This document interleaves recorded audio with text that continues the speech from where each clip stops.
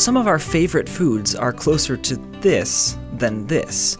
That's because coffee, bread, cheese, beer, even chocolate are all home to millions of microbes. In fact, these foods only acquire the tastes, smells, and textures we love because of tiny bacteria and fungi. The vast majority of microbes, about 99%, are actually quite harmless to humans. But the other 1% are nasty enough that our ancestors, and the ancestors of various other mammals and birds, evolved a natural repulsion to stuff that might harbor nasty germs. In general, we think rotten stuff looks and smells disgusting, which, considering what's at stake, isn't overly cautious. Fortunately, if friendly microbes get to our food first, they can keep the bad guys at bay.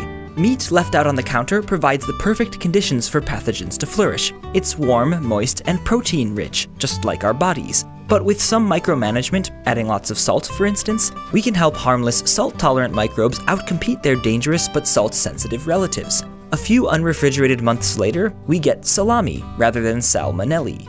Our ancestors stumbled on this kind of controlled spoilage thousands of years ago, either by lucky accidents or out of serious desperation. And we humans have been intentionally spoiling food ever since. Not only to keep our food safe to eat, but also because the microbes we culture can transform it almost magically into awesome deliciousness.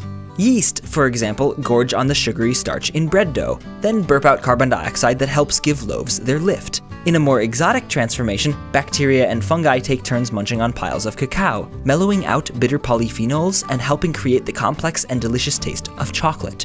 And deep in cheese caves, mold spores populate small holes and cracks in soon-to-be blue cheese, digesting big protein and fat molecules into a host of smaller aromatic and flavor compounds that give the final product its smoothness and rich, funky flavor. But to some, stinky cheese is about as appetizing as licking someone's toes, which isn't that far off since the bacteria that make some cheeses super stinky are the same ones that cause foot odor.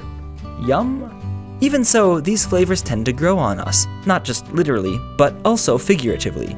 The more we're exposed to particular microbial funks, which can even start in the womb, the more we tend to like them. As a result, people around the world have some very different ideas about how to microbify foods, but every culinary culture involves fermentation in one way or another. If we didn't let food spoil just a little bit, we'd have no sauerkraut, soy sauce, pickles, or prosciutto. Not to mention kefir, kimchi, kombucha, kumis, katsuobushi, and plenty of other delicacies that don't start with K. What's more, spoiled food may well have changed far more than our tastes. Historical evidence suggests that when our ancestors gave up their wandering ways and settled down to grow grain, it was likely for love of either bread or beer. Whatever the case, one thing is clear. Without the help of friendly fermenting microbes, we humans would be terribly uncultured. This episode of Minute Earth is supported in part by Tab for a Cause, one of our subscribers on Subbable and also a browser extension that gives money to charity each time you open a new tab in your web browser, and it doesn't cost you a thing. Click the link in the description to start raising money for great charities simply by surfing the web.